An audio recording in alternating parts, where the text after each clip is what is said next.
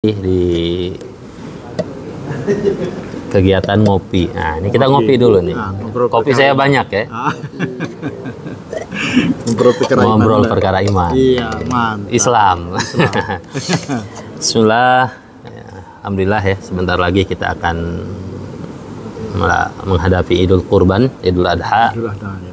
Di mana kita disunnahkan untuk berkurban bagi yang mampu. Iya.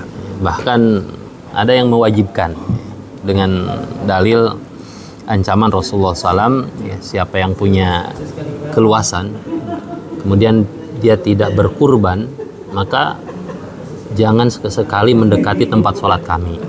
Itu ancaman yang begitu, atau ya begitu dahsyat ya ini. Jangan mendekati tempat sholat kami. Fala yaqrabanna musallaya gitu. Nah, berkenaan dengan Idul Kurban, ya, di antara yang biasa kadang kita bertanya-tanya, mau kemana akan sih sebenarnya nih daging kurban itu? Iya. Ya. Nah, dalam Islam tidak dikhususkan ya untuk orang fakir miskin saja, ya, daging kurban itu.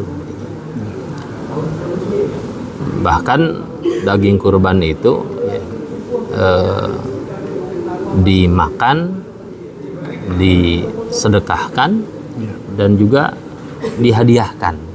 Bahkan disimpan pun boleh.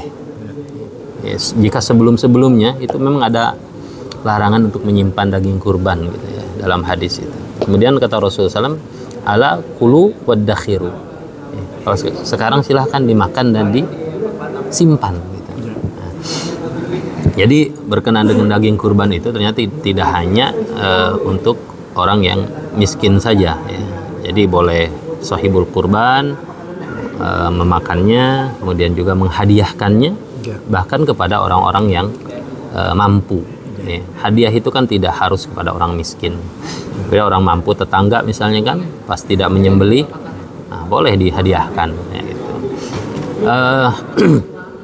Ini sesuai dengan firman Allah Subhanahu wa taala, di antaranya ya, tentang pembagian daging kurban itu di surah Al-Hajj ayat 28 ya.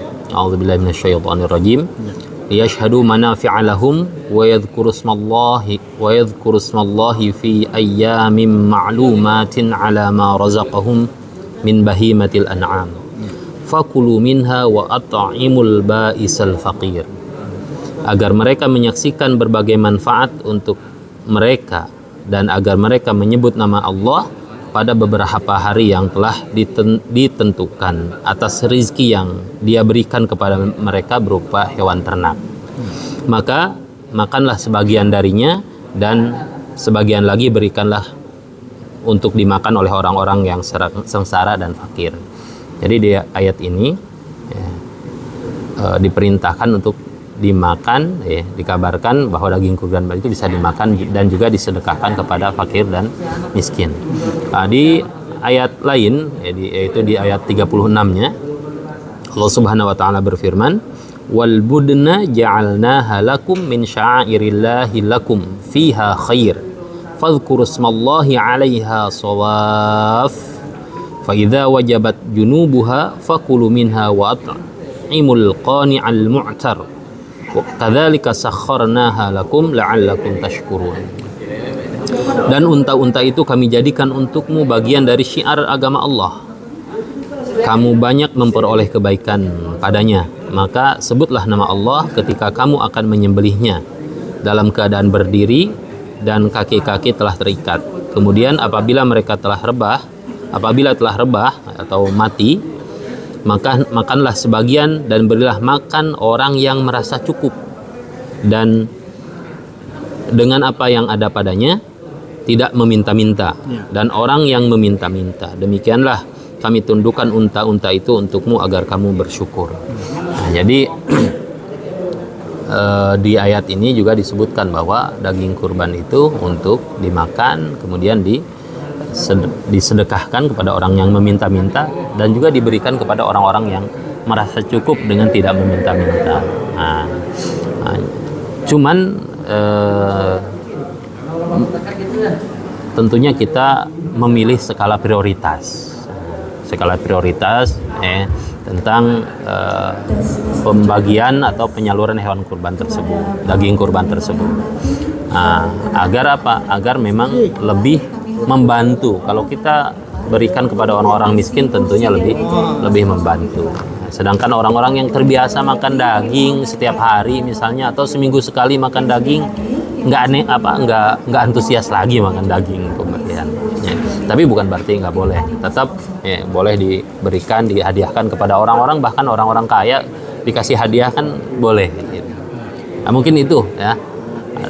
Adapun hadis-hadis lain juga ada yang menyebutkan dimakan, disimpan, kemudian disedekahkan dan kepada sedekah hadiah ini bisa kepada kerabat, tetangga, kepada orang mampu, bahkan kepada orang yang berbeda agama pun boleh dihadiahkan. Itu bagian dari ihsan kita, perbuatan baik kita kepada tetangga. Berbeda halnya dengan zakat. Kalau zakat sudah ada asnaf-asnafnya ditentukan dalam Al-Quran. Demikian mungkin, mohon maaf ada hal yang kurang, yang salah dari saya, yang benar tentunya dari Allah Subhanahu wa taala. Insyaallah. Assalamualaikum warahmatullahi wabarakatuh. Waalaikumsalam warahmatullahi wabarakatuh.